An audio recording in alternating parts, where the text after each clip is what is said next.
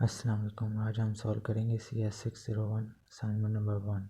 Last date इसकी 15 नवंबर है। ये आपको कुछ इंस्ट्रक्शन दी गई हैं कि आपने फ़ाइल को अपलोड कैसे करना है।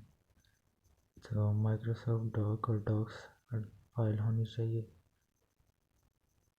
ये आपके LMS पर अपने फ़ाइल को कैसे, फ़ाइल नहीं अपलोड होगी, आप टेक्स्ट को अपलोड करेंगे और आप इमेजेस को कैसे लगाएंगे और टेबल्स कैसे ऐड करेंगे, ये आपको तरीका बताया गया।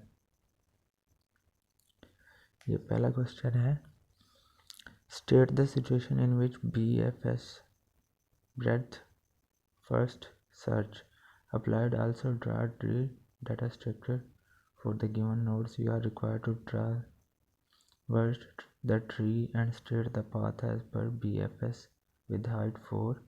The nodes and height of the tree are given as। ये कुछ given data है। number of nodes 11 है, number of tree level 3 है, node labeling हमारे पास ये है और target node हमारे पास 11 है। You are required to draw tree for path searching using BF। तो हमने एक ट्री बनाना है path searching using BFS breadth first search इसको कहते हैं। तो ये हमें कुछ रिक्वायर है। Reason for using BF, number of nodes in operation, level of tree, path of tree, last node. तो जो रीज़न है, तो रीज़न इसका ये है, to find the shortest path और द नियरेस्ट सॉल्यूशन को फाइंड करने के लिए हम BFS को यूज़ करते हैं। आप इसको इंक्रीज़ भी कर सकते हैं, बट मैंने यहाँ से शॉर्ट लिखा है। उसके बाद number of nodes in operation, the given tree contain 11 nodes. ये हमें ऊपर ही बताया गया नंबर ऑफ़ नोड्स डाटा के अंदर, हमने सेम उसकी 11 नोड्स बता दी। The tree has 3 level as mention, हमें लेवल ऑफ ट्री भी बताए गए हैं जो कि 3 हैं।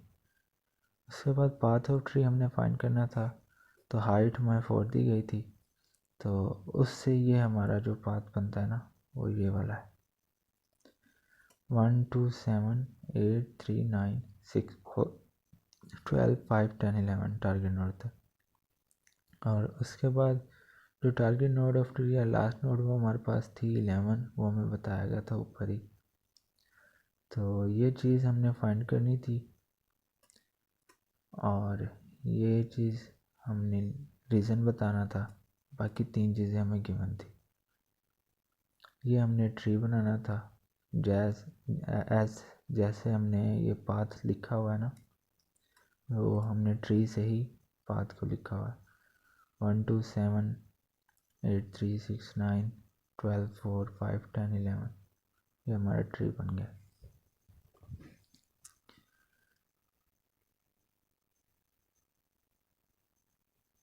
अब हमें क्वेश्चन नंबर 2 में कहा गया, convert the mention below untracked tree into untracked graph. तो ये ट्री हमें गिवन है, ठीक है जी, अनट्रैक्ड ट्री है। अमूमन ये होता था कि हमें ग्राफ दिया जाता था और बोला जाता था कि ट्री में कन्वर्ट करें, या अक्सर ये होता था कि डायरेक्ट ग्राफ दिया जाता था और बोला जाता था कि अनडायरेक्ट ग्राफ में कन्वर्ट करें। ये आपके हैंडआउट्स में भी इसी तरह है। और ये हमें डायरेक्ट ग्राफ कुछ गिवन है और उसको हमने अनडायरेक्ट में किया हुआ है। अगर मैं आपको जूम करके दिखाऊं, इनमें सिर्फ और सिर्फ डिफरेंट एरोज़ का है। जो डायरेक्ट ग्राफ होते हैं उनमें एरोज़ हैं और अनडायरेक्ट ग्राफ में एरोज़ नहीं है। अब देखें तो इनमें एरोज़ नहीं है, बाकी इनमें ख़ास ज़्यादा डिफरेंट नहीं होता।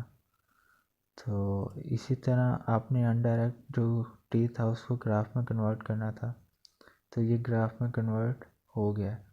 आपने 1 को स्टार्ट किया 2 से, एज इट जैसे ही ट्री में बताया गया, फिर 1 कनेक्ट कर रहा है 3 से और 2 कनेक्ट कर रहा है 4 और 5 से और 3 7 और 6 से। इसकी पोजीशन आप चेंज कर सकते हैं, पोजीशन का सेम होना नहीं होता कि ऐसे ही जैसे मैंने बनाई आप इसको चेंज कर सकते हैं, क्योंकि ये अनडायरेक्ट ग्राफ है, इसकी पोजीशन कोई परमानेंट नहीं है। तो wish you very best of luck. अगर असाइनमेंट अच्छी लगी तो चैनल को सब्सक्राइब कर दें मज़ीद ऐसी वीडियोज़ के लिए। और अगर आपको कोई हेल्प चाहिए तो नीचे व्हाट्सएप नंबर मौजूद है, आप कांटेक्ट कर सकते हैं।